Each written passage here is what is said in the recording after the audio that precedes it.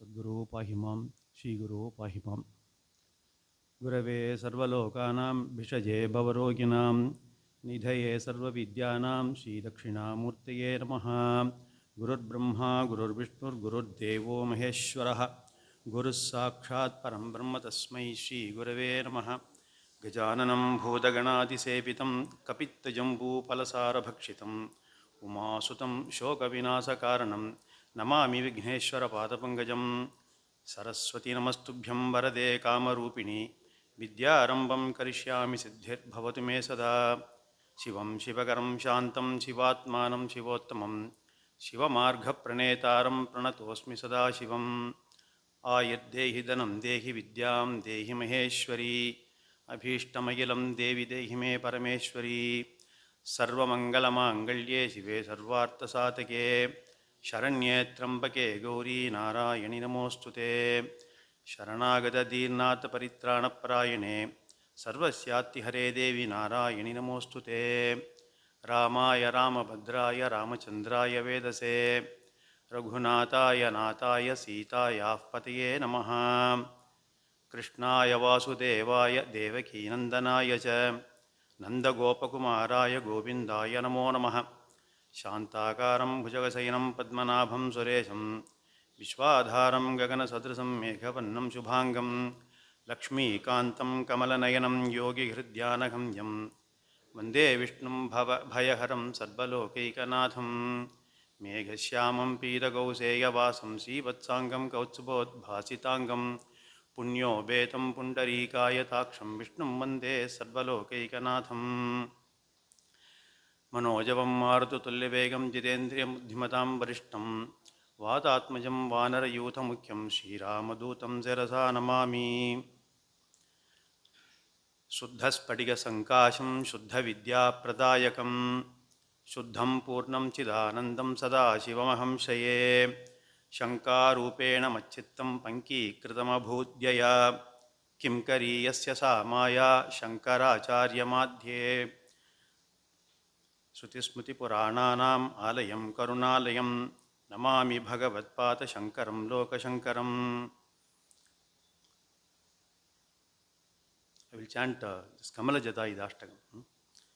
शृङ्गक्ष्माभृन्निवासे शुकमुखमुनिभिः सेव्यमानाङ्घ्रिपद्मे स्वाङ्गच्छाया विधूता मृतकरसुरराड्वाहने वाक्सवित्री शम्भुश्रीनाथमुख्यामरवरनिकरैर्मोदतः पूज्यमाने विद्यां शुद्धां च बुद्धिं कमलजदयिते सत्वरं देहि मह्यम्।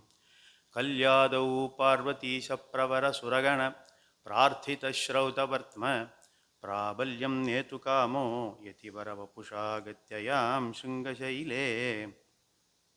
संस्थाप्यार्चां प्रचक्रे बहुवितनुदिभिः सात्त्वमिन्बद्धचूडा विद्यां शुद्धां च बुद्धिं कमलजदयिते सत्वरं देहि मह्यम्।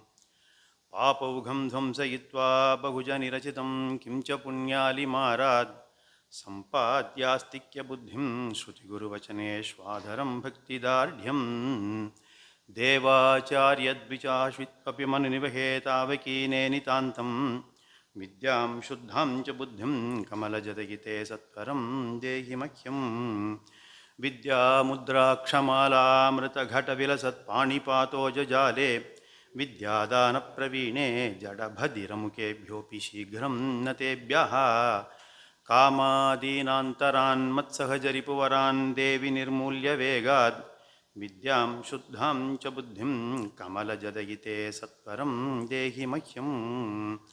कर्मस्वात् मोचितेषु स्थिरतरधिषणां देहदार्ढ्यं तदर्थं दीर्घं चायुर्यशश्च त्रिभुवनविदितं पापमार्गाद् विरक्तिं।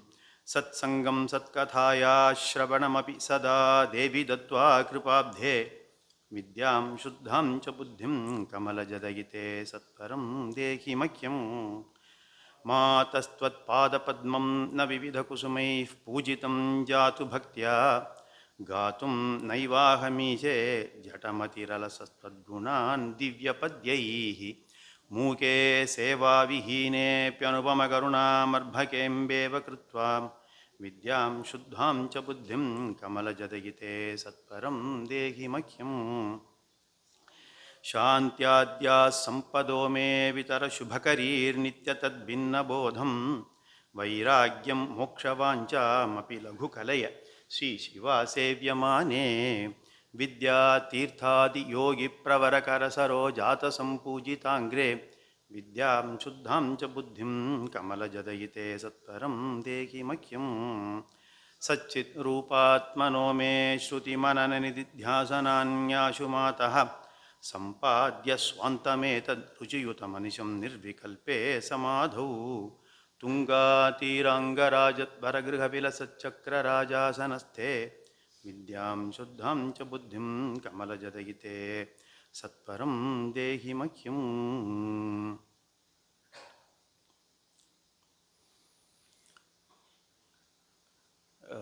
I am very much I'm very happy and I'm very blessed with Acharyal's Anugraham for sharing some of the knowledge on Jagadguru Shri Adi Shankaracharya and Shringeri Shri Sharada Peetham's Guru Parampara. First, in this session, we will look into Adi Shankaracharya's life history. First, let us, we have to go back to those days when Adi Shankara has made the avatara, like in about 750, 760 years, 1200 years back. In those days, in the same Bharat, in India, situation was really bad. That is the religious and spiritual field. People were taking all sorts of methods of praying God, which were all avaidikam. Avaidikam means it is against Vedic principles and Vedic teaching, Vedic way of praying God. That was very predominant. Many people were living with fear because a lot of animals were sacrificed in the name of puja, offering to Devi, offering to Bhagavan to satisfy him. And sometimes even Narabali, like human beings were also sacrificed, naturally against their wish. So there were non-violent methods in praying Bhagavan. There were not many Vaidika Karyams in those days. Of course, in many places, it was in sporadic places. Of course, in some places, all the dharmic activities were going on. But in majority, it was very difficult days. So that was the scene in which the Jagadguru Adi Shankaracharya came to India. He is Sakshat Parameshwara's avataram. There is no doubt about it. Because what he could achieve in the short span of 32 years, hundreds of people like us, in hundreds of years, one cannot imagine doing even a fraction of what he could achieve with ease. Simply apaurushayam is only Bhagavan can do, not normal human beings can do. He had done so many good things, so many things. I do not have any capability of even knowing what all he did because my capacity is very limited. At least for us to understand a little bit of Jagadguru, we will take up 4 or 5 main topics to understand why he is called Jagadguru and why he became so famous and so popular and why he has to be revered by all of us. First one is in his Ashtotra Shatanamavali, Advaita Sthapanacharya Namaha is one nama. That is, he had established Advaita Vedanta Shastram and he had established Sanatana Dharma. He not only established, he spread it all across India and made it available not only for Indians but for the whole humanity. What is Advaitam is a vast ocean. Three cardinal principles of Advaita Vedanta Shastra are Brahma Satyam, Jagan Mithya, Jivo Brahmaiva Naparaha. Three basic principles on which the entire Vedanta Shastra, Advaita Shastra is built upon. That is, who am I? What is my real nature? Generally, we all think that this body, mind, and sense complex is I, that is myself. This is what every one of us know. It is very popular. But our Shastras teach us that my real nature, my Swarupam, is not this body, mind, sense complex. It is Satchidananda Swarupam. It is this teaching is the very important Brahma Vidya teaching. This Vedanta Shastram, Advaita Vedanta Shastram is not invented or it is not propounded by Adi Shankaracharya. It is already available in our Vedas. Shastra Pramanam is there. Vedantam. Vedantam is Veda Saram, the essence of Veda. And it comes in, mostly it comes in the last portion of Vedas. That is why it is called Vedantam. But the good meaning is Saram. You can take Veda Saram. Is Advaitam. So this is what he had established. He used to, in his debates with schools of other thoughts, only by quoting Veda Shastram. Veda sentences only he used to quote and then win over people. So this is what the primary thing which Shankaracharya established. And offshoot of this was Parivrajashra Modhartre Namaha.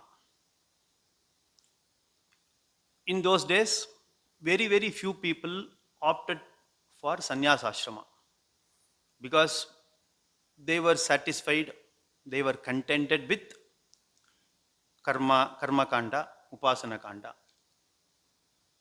They were not ready to go to jnana kandam because people were not aware of that. Most of them were not aware of that. And coupled with the violent method of prayers and all those, so did not allow people to know the jnana kandam part of it, because that is the main purpose of having taken this human birth. We have to understand, we have to assimilate our real nature. But people could not do that in those days. Therefore, very few sannyasis could be there, could be seen in those days where Adi Shankara was there. So he had to revive that whole thing. After he entered into this field, there were so many sannyasis, brahmacharis came directly to sannyasa ashramam also, and some of the grihasthashramis also took up sannyasa ashrama to concentrate Shravanam, Mananam and Nididhyasanam of Vedanta Shastra. The main purpose of sannyasa ashrama is you will have entire time, that is your 24 hours is available only for doing Shravana, Manana, Nididhyasana. Otherwise, in Grihastha Ashrama and all, there is no time.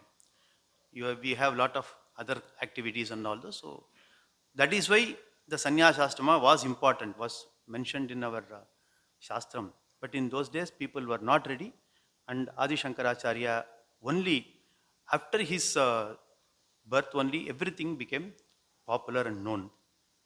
Then the second thing is Dvisaptati Mato Kshetre Namaha. As I said, there were such 72 such Durmatas. Durmata means Avaidika Matam. So all these religion, all these practices, different schools of thoughts were numbering 72 in those days. And all those 72 different religions were totally destroyed by Adi Shankaracharya. The destroyed means from the roots. So it is no longer available nowadays. It's not available at all. So it is all gone. And only by debate, by resorting to non-violent methods. In other avatarams like Krishna avataram, Rama avatarams, there were also enemies were destroyed, Asuras, Rakshasas, but there was arms and ammunitions, weapons, there were fights, all those things were there. So Bhagavan had to destroy all these enemies against humanity by using weapons and bloodshed. But in Shankara Avatara, Lord Parameshwara, when he undertook the avataram of Parameshwara, Adi Shankaracharya, it was totally non-violent. So this is also very unique to Shankaracharya. And also the objective of Shankaracharya's debate with other religions, other schools of thought, was not to establish Shankara's prowess on the subject knowledge, Pandityam. That was not his objective. His main objective is to make all those people also, were all ignorant. That is why they were resorting to all violent methods of worship. So he did not want even them to miss the bus, because this Manushya Shariram is very, very difficult to get. The most difficult. So having spent so much punyam in getting this Manushya Janma, Acharya did not want even those people to lose the opportunity. Therefore, only compassion. Compassion was his only objective. So he in fact, he reconverted all those people who were defeated in the debate. They were brought back to Sanatana Dharma. Therefore, he could establish this Vaidika Marga once again. Then Chadurdik Chaduramnaya Pradisthatre Namaha. This is another Namavadi of Shankara. Having established this Advaita Vedanta Shastram, he so firmly established 1200 years back. Now it is much more. It is in nook and corners. People are learning Vedanta Shastram, all because of his Shraddha and all because of his grace, sheer grace. In order to continue the spreading of the Vedanta Shastram, Vaidika karmas, pujas in Vaidika methods, he established 4 Amnaya Peethams, Chaduramnaya Peethams, in 4 directions, 4 corners of India.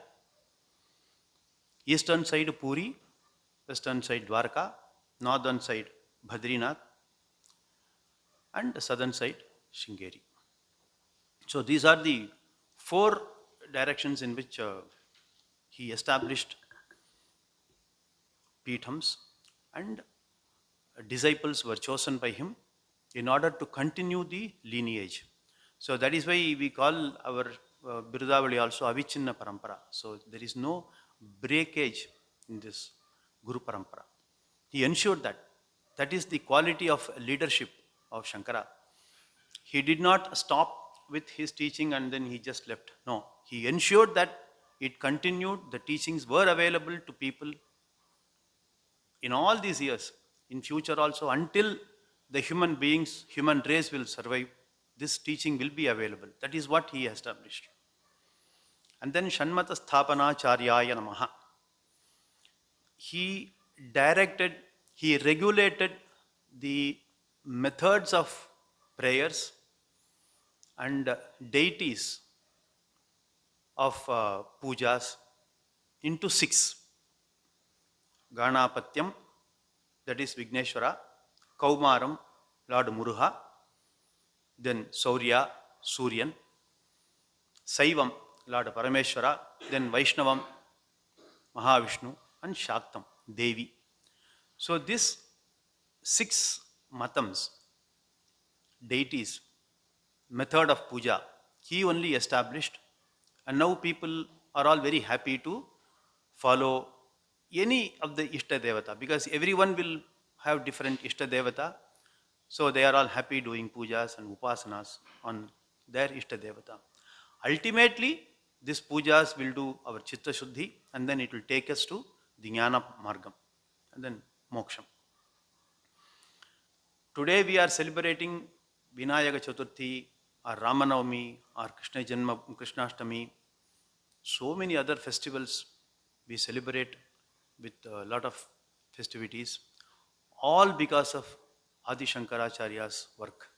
So these are some of the great achievements which Adi Shankaracharya did in the short span of 32 years. That is why we are indebted to him.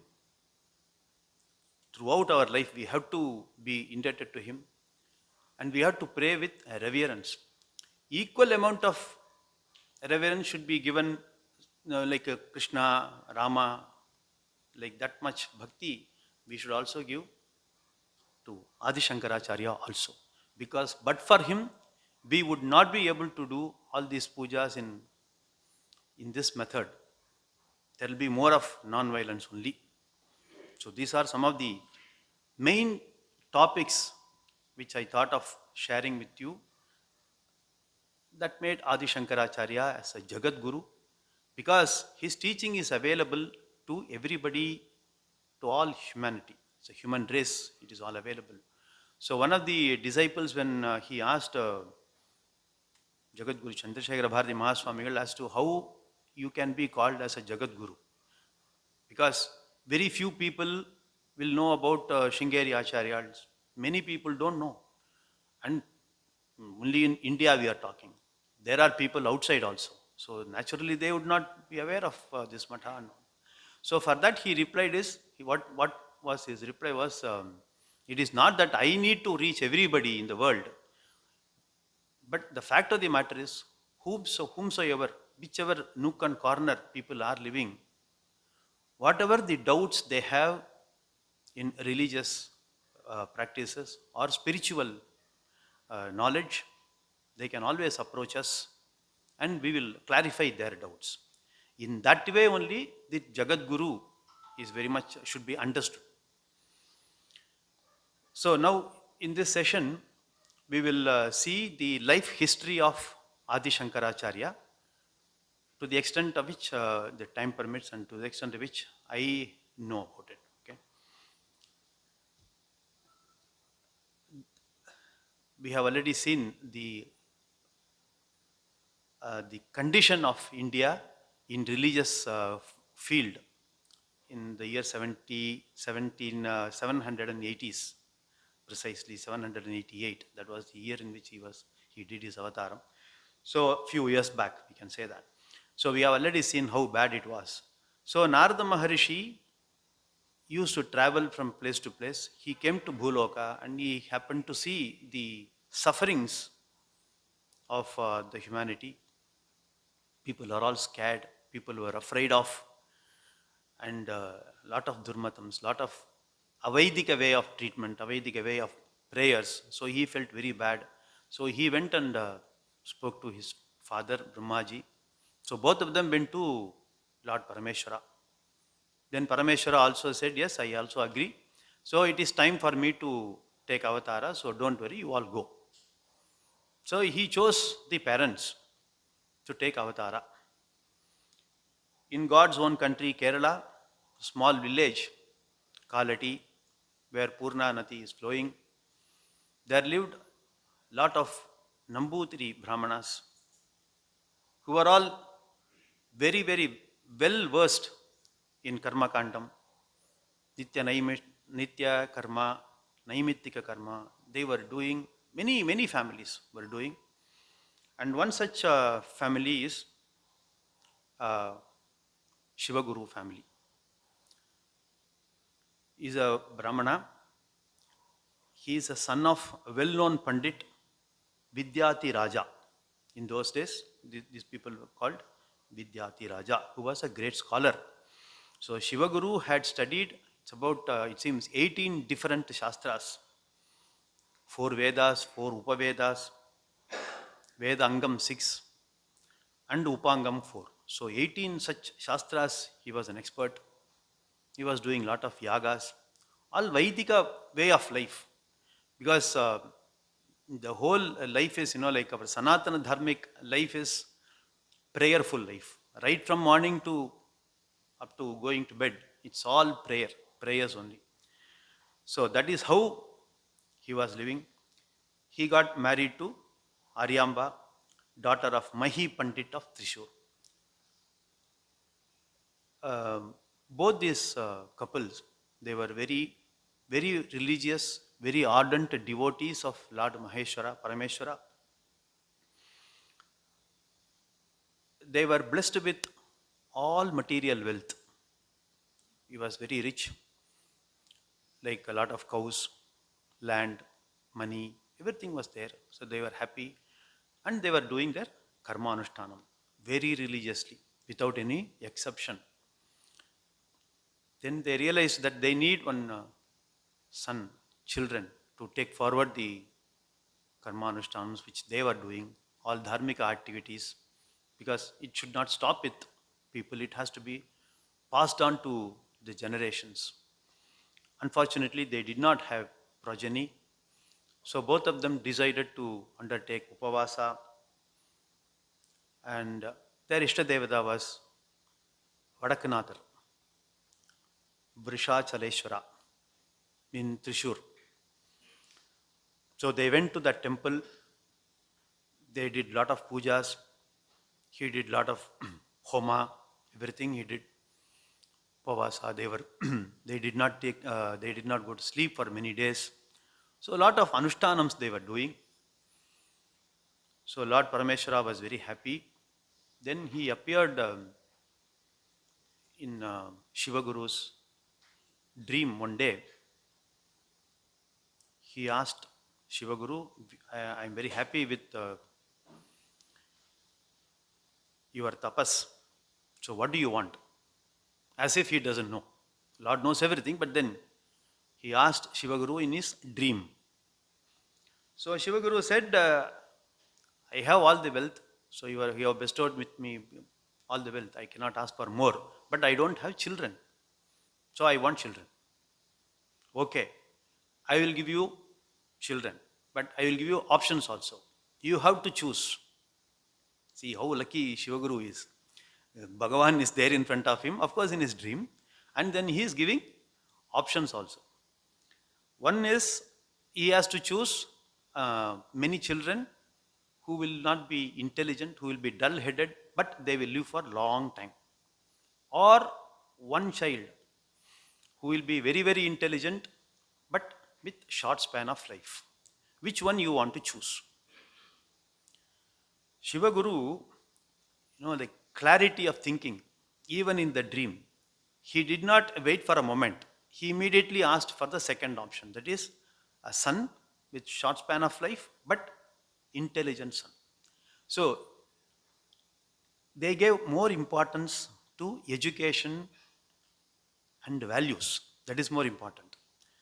Although Bhagavan gave the son with a short span of life, that's all he gave. But Shivaguru, happily he took that, then this is what I want, please give me. Parameshwara said, okay, I will give you and you be happy. So next day morning he woke up and he told Aryamba that this is what my dream was. So we are very lucky we will have a son. So both of them went home and continued with their daily anushtanams. So on the auspicious day, in the Nandana year, Vaikashi Masam, Shukla Paksha Panchami, Ardra Nakshatram, which is Lord Parameshwara's star, Tiruvadirai, Aryamba gave birth to Shankara. The position of stars on that day indicated that the child will have sense control, Vidya Balam, he will be more educated without interest in sense pleasures and the power of debate. And finally, Sannyasa Yogam. This is the stars, indication of stars on that day, Jatakarma. Parents were very happy, did all the Vaitika karmas such as Jatakarma, Namakarma, and they did a lot of dhanams they gave. They were so happy. They named the child Shankara, that is giver of Mangalam, and another name of Lord Parameshwara. The child was so studious, of course, because it is Bhagavan's prasada. Sakshat Bhagavan came. We need not have to worry about the intelligence part of it. So in the first year, he learnt all the alphabets. Second year, he has learnt all Purana, Idikasa, everything so fast. In the third year, he learnt all the Kavyams. He became a Sanskrit Pandit even on that days. So Shiva Guru did Chaula Samskara. This is also a very important Samskara for a Brahmana family. So he did Chaula in the third year. But unfortunately, Shiva Guru died when Shankara was just 3 years. So Aryamba felt so miserable because Bhagavan gave so much happiness. But then suddenly, like this is our Prakriti, that's it. I mean, everything is, we think that everything will be going on fine, everything is going on, we are so happy. Suddenly something happens. This is law of karma. So even Shankaracharya's parents, in the Purvashrama, parents also had to go through this. So Shivaguru passed away when he was just 3 years of age. And Aryamba took courage, so she had to bring up child. So she brought up Shankara in the same manner as when Shivaguru was alive. When the child was 5 years old, the relatives understood that he is very intelligent, therefore he is eligible for Upanayana Samskara, and he was given Upanayana Samskara also. Then he went to Gurukulam, he learnt all Shastrams, Veda, Vedangam, everything he studied. It's a childhood prodigy, no doubt about it, a brilliant child. Now in this Vijay Yatra, Sannidhanam, Sri Sannidhanam told that in his Gurukula days, Sri Shankaracharya was so brilliant, he could learn whatever the teacher taught him so very fast. And he helped his teacher in training the other students also. See, at the young age of 5 years, 6 years, he could do everything. So his teacher was also very happy, and he did all his blessings also. Every day morning, the child would get up at 4 o'clock, do his Sandhyandanam, go to the river, take bath, then Samita Dhanam, Veda Parayanam, everything they do without exception. Afternoon, he will take only small quantity of food. He will go to Bhiksha. He will take Bhiksha from nearby people, nearby houses. Then bring it to the Gurukula, bring it to Guru. So Guru's wife, she will cook the food and give it to other children also. This is in the evening also, the same Veda Parayanam, Sandai, Shastra Patanam, everything was taught just for 2 years. So in 7th year, he came, it was all complete. The Gurukula day was complete for Jagat Guru. So he came back to his mother and he took care of her. One day when Haryamba was going to take bath in Purna Nati, she was getting very weak. She was getting old also. See, she fell down unconscious. Shankara was searching for his mother. Then he found her on the way, so he helped her regain the consciousness. So he brought her home, treated her very well.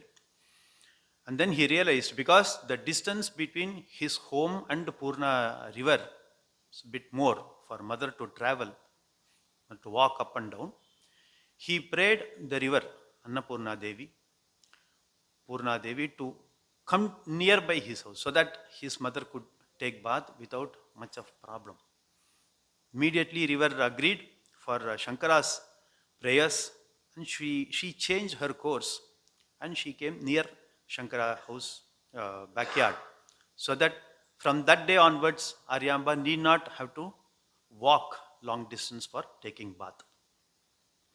And in another instance, there were floods in the river Kalati, where one of the Krishna temple was about to be submerged. Then he, because of his prayers, he could bring the Krishna Vigraham from that temple, and he did Pratishtha in another place where these waters will not affect Vigraham, and started doing pujas from that place. Then another very interesting story which most of us would know, he was going to Bhiksha one of the days. He reached a house. The housewife was there. The head of the house was gone outside for his duty. He was very poor Brahmin. So he asked for Bhiksha, Bhavati Bhikshan Dehi, he asked.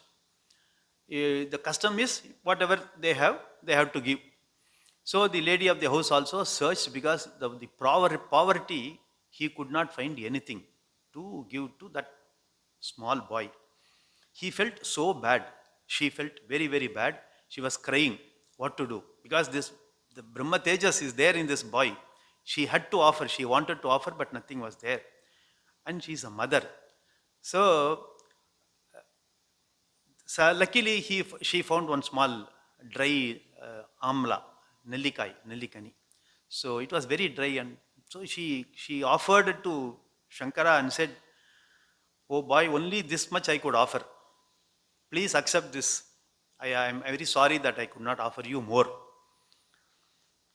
Seeing that bhavana, that bhava, Shankara immediately understood the position of the house, and he prayed goddess Mahalakshmi, asked her to bestow wealth to that house, Kanakadara Stotram.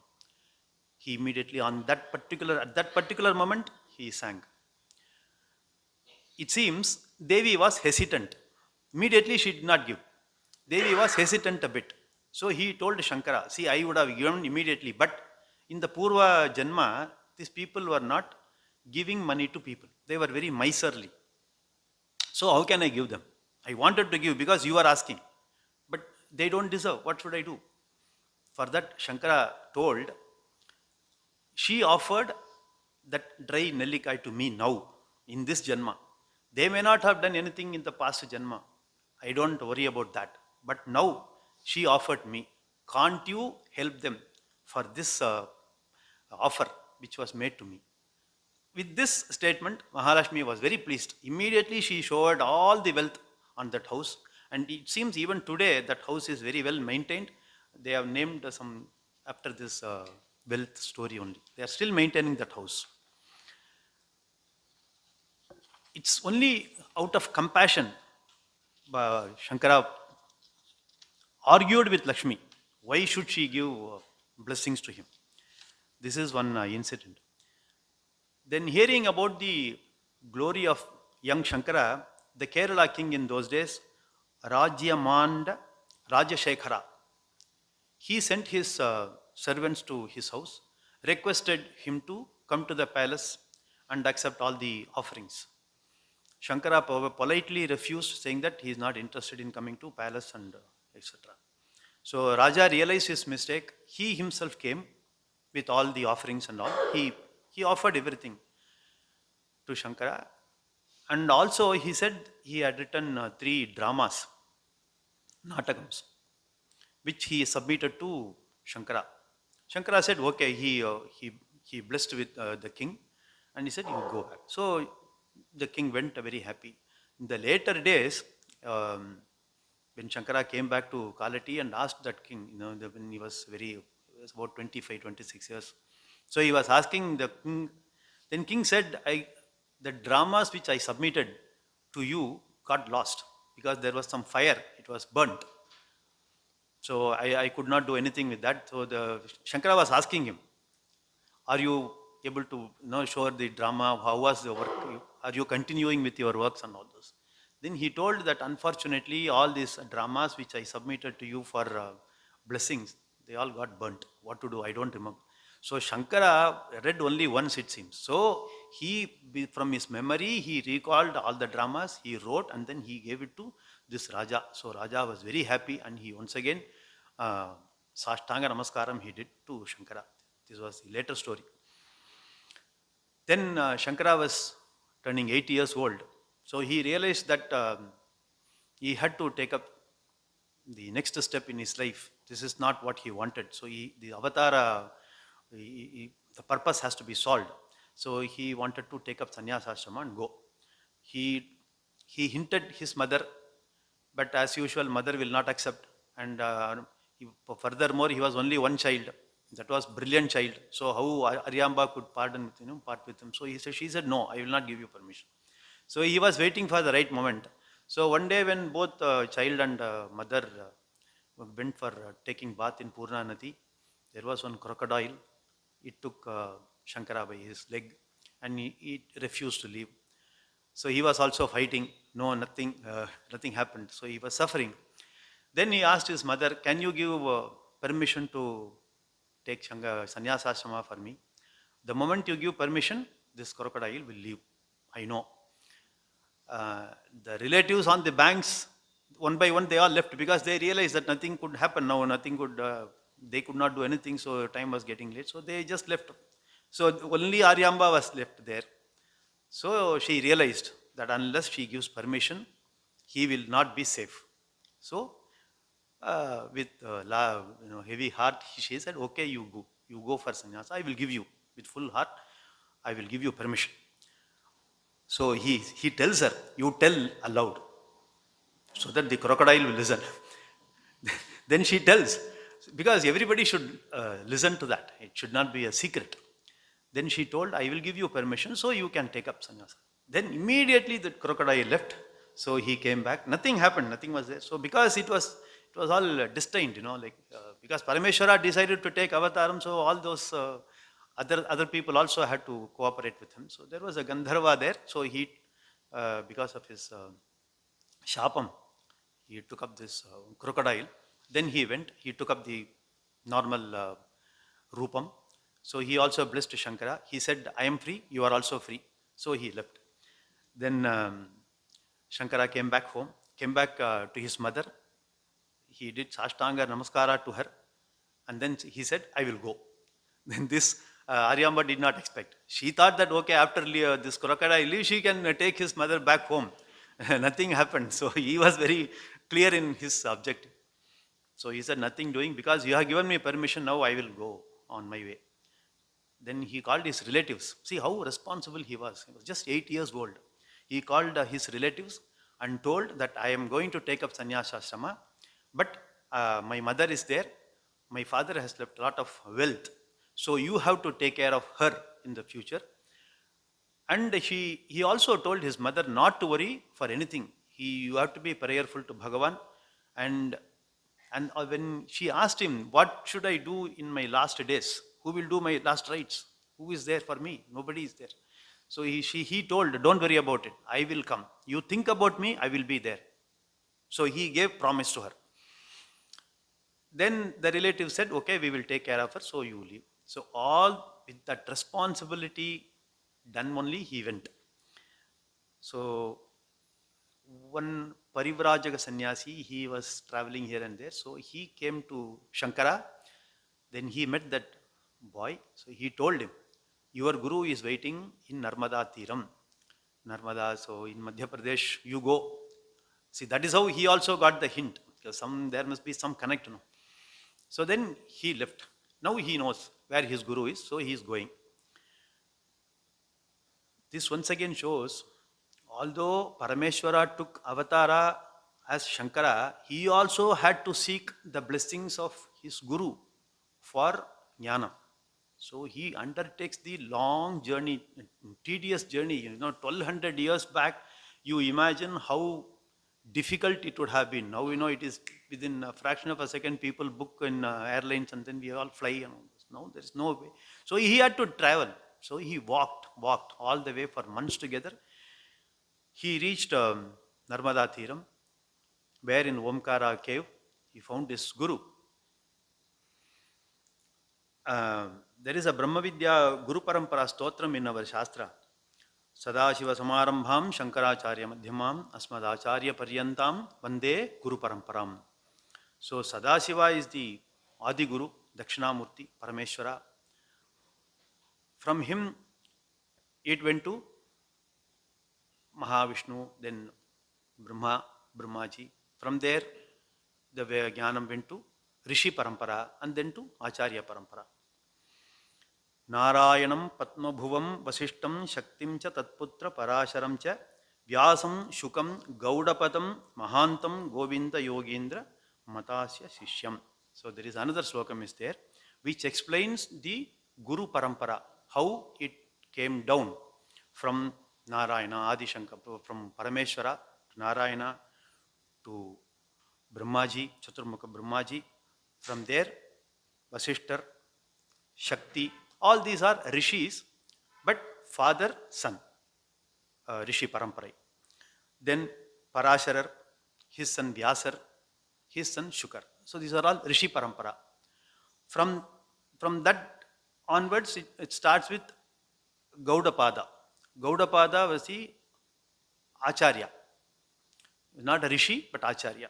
Then his Sishya was Govinda Bhagavad Pada, who is the Acharya of our Adi Shankaracharya. So this is how the parampara goes. So he does namaskaram to his guru and said,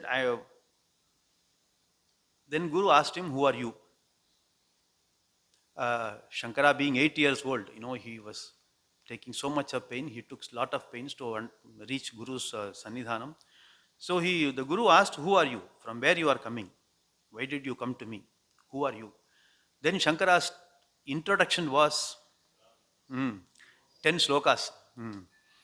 Nirvana Dashakam. Dashasloki. Na bhumir, na vayu, na teja. Like that only. It is Vedanta Param sloka. How can we imagine a child of 8 years old without exposure to spiritual knowledge from any guru tell the Advaita Shastram, that is the fundamental and basic of to his guru. It is only because he is avatara. So he told, the guru was very, very happy. So he was waiting for Shankara. In fact, Vyasa Bhagavan has told our Govinda Bhagavad Pada, you wait for the Sishya to come. Don't worry, because he was also feeling bad. I am waiting for a wonderful guru so that my knowledge will be passed on to him. So Vyasa told, don't worry, wait for the right day to come. How will I understand that boy? From his stages you can understand, wait. So the moment this boy told Dashaka Slokam, Nirvana Dashakam, then he understood that this is the boy Vyasa was mentioning, therefore he was very happy. Then from that moment he accepted him, he gave him the Krama Sannyasam, Sannyasa Diksha he gave, Adi Shankaracharya he gave him the name. So he started teaching him all the Vedanta Shastram, Advaita Vedanta Shastram. All the other scriptures also he taught him. Of course, Shankara learnt very fast. One day there was a lot of floods in Narmada river. The whole village, people were all crying for help. They were to be submerged. He immediately did Jala Akarshana mantra. He chanted that mantra, and he could take all the flooded rivers into the Kamandalu. Kamandalu will be of this size. He took all the weather floods into that sized Kamandalu and kept that river there. And he prayed that river not to give suffering to people and asked her to go on his way. So the flooding also came out. So people were very happy. The Guru taught all the essentials of Vedanta and everything. So he told Shankaracharya to go to the world, teach. That is your motto. You spread the Advaita Shastram to everybody. Because in the introduction I told that there was no sannyasi there. So this Guru told him that you take up and you bring up, you give sannyasa ashrama to many people and you spread the Advaita Shastram to the whole world. That is what he told. So immediately taking his Guru's words, he started his journey. Shankara went to Kasi. So Kashi is a Punya Kshetram It's a holy land, sacred land, where our Sri Sannidhanam is camping now, today. He's doing Annapurna Pratishtha and Kumbhabhishekam also. So such is the glory of Kasi. So he went to Kasi.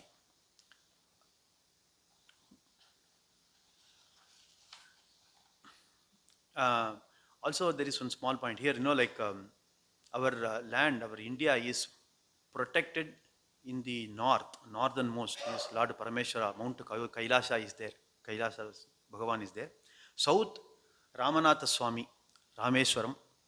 East is Kasi Vishwanathar and west is Somanathar.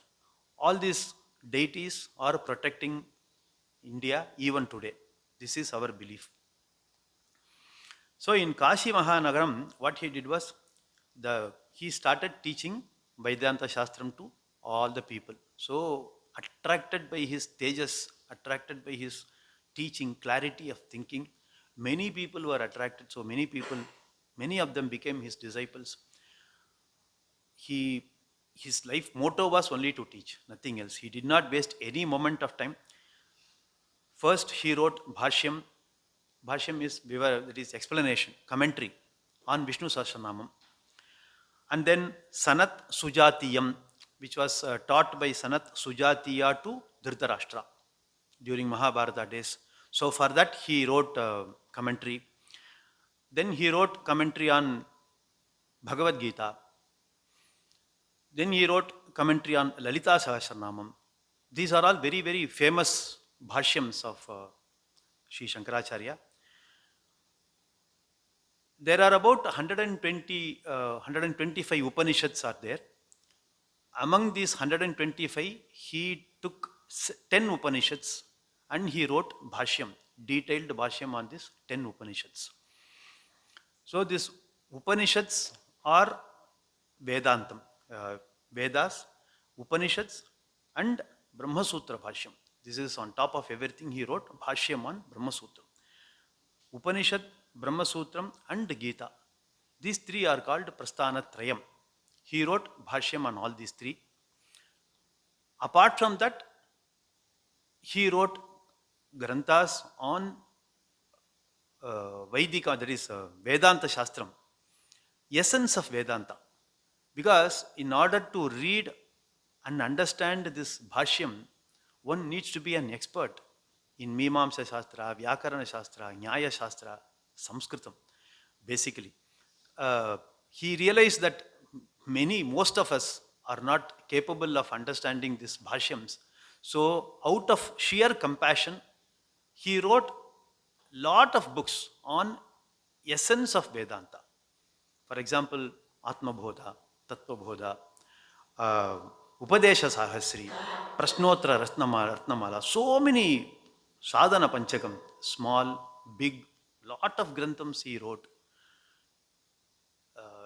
On top of that, Viveka Chudamani was a fantastic grantham he wrote explaining the essence of Brahma Sutra. There is Vedanta Shastra. One complete text, Viveka Chudamani, for which our Jagadguru Adi Chandrasekhara Bharati Mahaswamigal has written Bhashyam, which is very famous. So from that Bhashyam only, all these people, Dayananda Saraswati and his disciples like Paramarthanandaji, everybody is teaching only from Viveka Chudamani, only from that Bhashyam. So that is so famous, it is Viveka Chudamani, it is so important. We all have to learn. Apart from that, he had composed many slokams on different deities, starting from Ganesha Pancharatnam. He is a Advaita Vedanta Shastram Jnani, he is sannyasi, but he wrote so many bhakti granthams, so many of them. Even that, if you take Dvaita teachers or Madhvar, Ramanujacharya, the amount of the quantity of slokams which Shankaracharya has composed cannot be compared with these people. He being a Advaita Jnani, he has written so many poems, so many slokams on many deities. Ganesha Pancharatnam, Subramanya Bhujangam, Shiva Bhujangam, Shivananda Lahari, Saundarya Lahari, so many things. And some of you may know many things. On the rivers, Ganga, Yamuna, Narmada, he had composed slokams. He has established puja karma, as I said, that is Shanmata Sthapana Charya Namaha. So he has established six matha, way of puja, so that people will have different deities. Although Bhagavan is one, there is only God. There is not even one God, there is only God. But before coming to that state, people all will have some alambanam. Uh, so Ishta Devata to do puja and upasana. So through that margam, people can reach Jnana Yoga. For that, Shankaracharya laid a Raja Marga. So which is very important for all of us to go through. So that is how we are all very happy, because we know that Jnana Kandam, Jnana Mandal is very difficult for us. But we should not be discouraged by that. But we can do a lot of Karma Yoga, Upasana Yoga, and then slowly it will take us to Jnanam. So that is the path he has laid.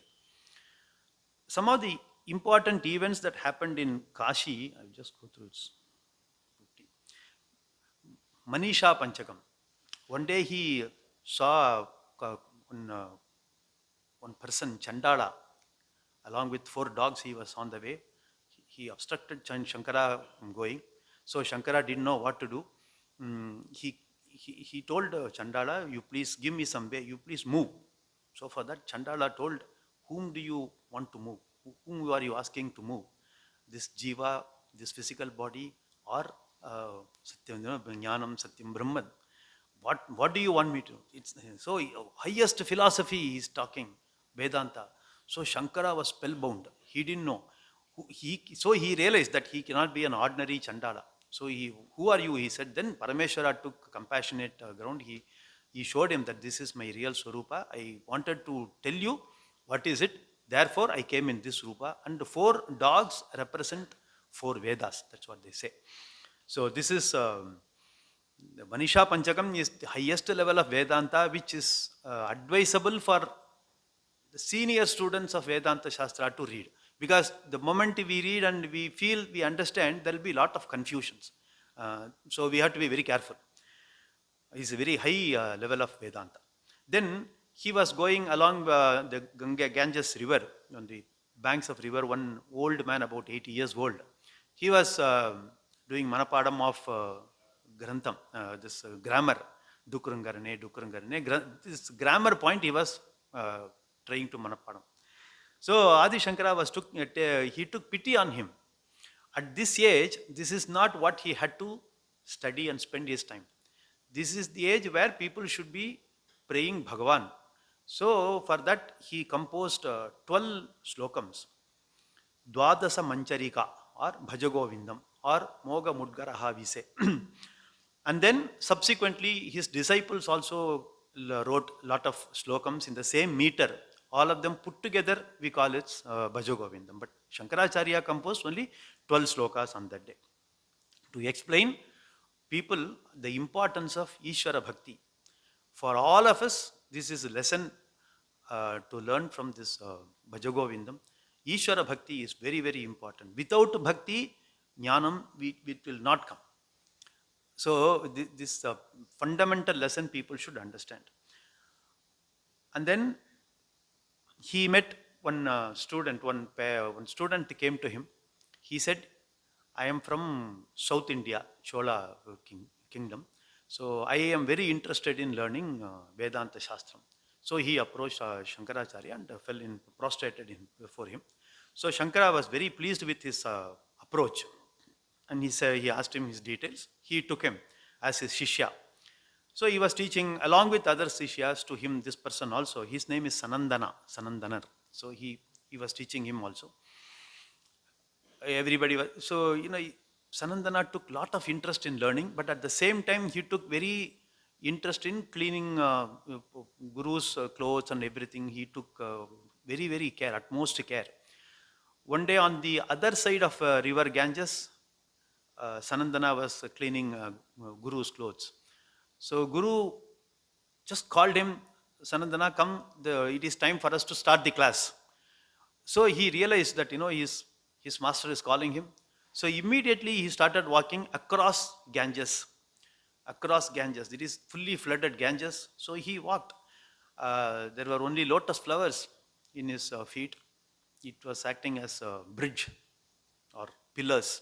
He walked and he crossed over. He reached his guru within few minutes. So people were all very surprised. Then people asked him, how could you manage to cross over the river Ganges? Even swimmers cannot do it. How could you do that? So for that, Sanandana told, by sheer utterance of Guru's name, one can cross samsara ocean. What is so surprising for me to cross this small river Ganges when my Guru called me to come to attend the class? So there is nothing surprising for me. I couldn't do anything. This is nothing in my hands. It is Guru's anugraham. Even some of the students who were jealous of Sanandana because they thought that Shankara was a bit favorable to him, partial to him, but it was not true. Yeah, for a guru, everybody is the same. So Shankaracharya named him as Padmapadacharya, Padmapada, and he also wrote lot of granthams also. The king of Kasi became Shankara's devotee and he helped Shankara in many ways. Then one of the days when he was teaching his disciples, one old person approached Shankara and asked him, I heard that you are you wrote Bhashyam on Brahma Sutram and you are teaching Brahma Sutra Bhashyam to many people. I heard that. Is it true? He said, yes, I wrote Brahma Sutra Bhashyam. So you think you are an expert in Sutram? So he said, I don't think that I am an expert. I know, whatever I know, I wrote. So if you have any doubts, please ask. Whatever I know, I will clarify. That shows the Vinayam of Acharya, humility. Then the old man started asking him questions. So Shankara answered him back.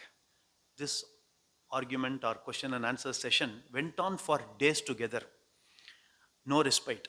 4 days. In fact, very precisely 4 days or so. Then the students understood that he is not normal person. He must be Veda Vyasa because he is the person who wrote Brahma Sutram. So he only has the capability of asking such questions and only Shankara can give answers for that. So he said, Padmapada said, Shankaram, Shankaracharyam, Keshavam, Badarayanam, Sutra Bhashya Krito Vande, Bhagavantav Punah Punaha. So he prayed both of them and he said, you please reveal your real identity and end this debate because time is getting lost and we are not able to get anything out of this. Your standard is so high. Then he said, I am Bhagavan Vyasa only. I came to test whether he has really understood. I am very happy and I give extra 16 years for Shankara so that he can go to other parts of India and spread Advaita Vedanta Shastram and other scriptures to many people. So Shankara was very happy. So he continued his journey. I think I'm running out of time. It's only 1 hour. Just 5 minutes, little bit. Then Shankara heard about Kumarila Bhattar. People had told Kumarila Bhattar was a great Karmakandi. He was a Nitya Anushtana Dhata. So, as I said, people were contented, happy with Karmakanda. So, he was one such person. But very, very religious person. Very religious person. So, he was supposed to be the king of Karma, Veda Purva Bhaga in those days. He was an avatara of Lord Muruga, Kumarila Bhattar. Kumarila Bhattar, what he did was, in those days, this Buddha religion was very popular, Buddha. But they were Avaidikas, they were Nastikas. Kumarila Bhattar was very, very upset about that. So he wanted to learn more about this Buddhism. What is the teaching about? So that he could defeat them in the debate. With that objective, he dressed himself up as a Buddha Bhikshu and he joined one of the viharas and he was learning this teaching. Whenever the teachers teach this Buddha's teaching and they were criticizing Veda, they were criticizing using abusive language against Veda. So in that time Kumarila Bhattar used to feel very, very bad and in fact the tears used to run from his ears, from his eyes involuntarily because they were talking about so bad about Vedamata.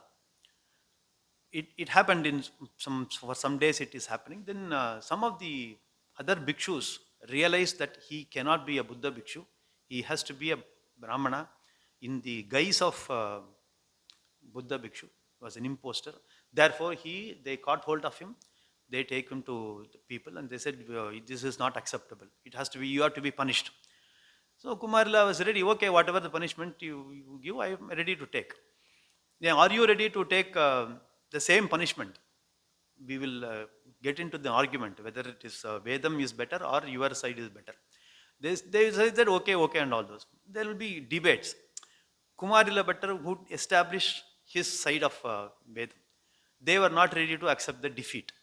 So he said, okay, what is the punishment you want to give me? So they said, okay, you go up on top of the hill and fall down from there. We will push you. He accepted that. Although they were reluctant to take up the challenge, they were not ready to take it up because they were not confident about Buddha's teaching. That should be the reason. So he went, he fell down, but he said, if Veda is true, I will be saved, no problem. With that, he fell down.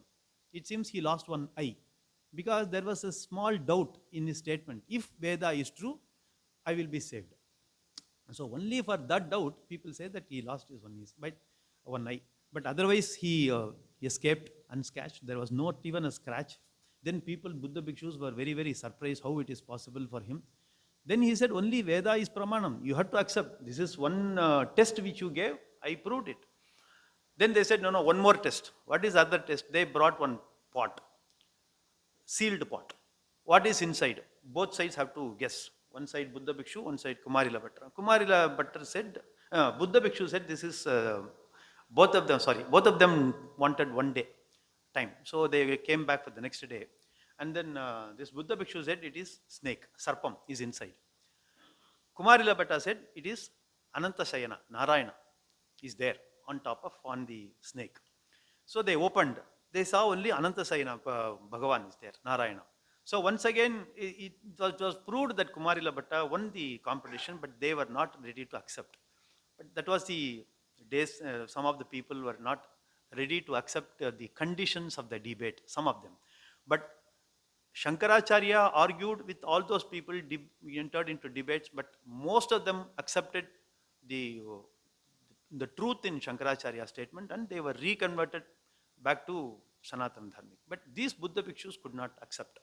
So that was the story. So Kumarila Bhatta, but on his own, he felt so bad that he had to dress up like a Buddha bhikshu and learnt all these unnecessary things just to prove them they are wrong. But what I did was not right. Therefore, he gave some punishment to himself. So he took one Tusha Agni, that is Agni made out of husk, and then he get into that. So slowly his body will be burnt.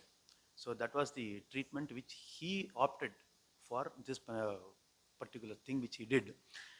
At that time only Shankara came to see Kumarila Bhatta.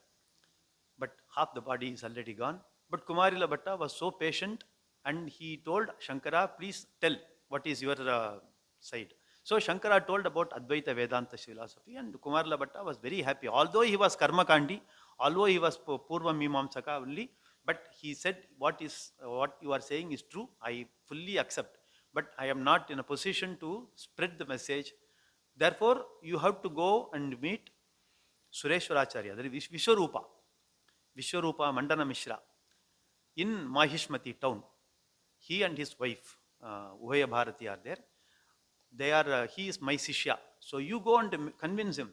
Then he will take up your teachings and he will also spread. He will help you. With that, he passes away. Then he goes to meet Vishwarupa. I think with that, we will stop here. Next session, we will continue with this. And then we'll... Huh? So, huh? For some more time, I can continue? Okay. So then, he goes to Mahishmati town. In those days, it is very famous because of this Vishwarupa, Mandana Mishra. It seems there were two Mandana. Mandana is the title given by those kings in accepting, in understanding, in the praise of their qualities. qualifications, pandityam. That is how this Mandana came. So his name is Vishwarupa, along with Mandana, Vishwarupa Mandana. He and his wife Ubhaya Bharati. Now, if you see their previous Janma's thing, there was a story in Brahmalokam where Saraswati and Brahmaji were there along with all the rishis and all. So there was one small apaswaram by one of the rishis. So Saraswati laughed, and there was Durvasa became very angry. So Durvasa gave a shapam even to Saraswati. Say, you have to take birth as a human being. So she realized her mistake. So she asked for what is a vimochanam for that. He said, don't worry, whatever I gave, it is there. But Bhagavan will take out of this. So your sapa will be removed in short span of time. Don't worry about that. So this Vishwarupa is an avatara of Chaturmukha Brahma, and Ubhaya Bharati is avatara of Sakshat Saraswati Devi. So these two were married. They were living a Grihastha life in Mahishmati town. They were very rich, like Shivaguru Aryamba. Like that, they were very rich, all material wealth. So they were teaching all the Karma Kanda, Purva Mimamsha to many people. All of them were, in fact, in that town, even small girls and ladies used to be talking in poetic language, it seems. Such was the qualification of people in that town. Most of them were very, very well educated, very organized town. Shankara came to that town. He was asking for Vishwarupa's house. So for that, these ladies answered, you go to that house, big house, where even the parrots will be chanting Vedas. So you can find out. Then he felt very happy, and he goes, and then he finds that house. The house was locked. So from outside he is seeing. So he realized that there was some Shraddha mantras he heard, and with his powers he could see what is going on.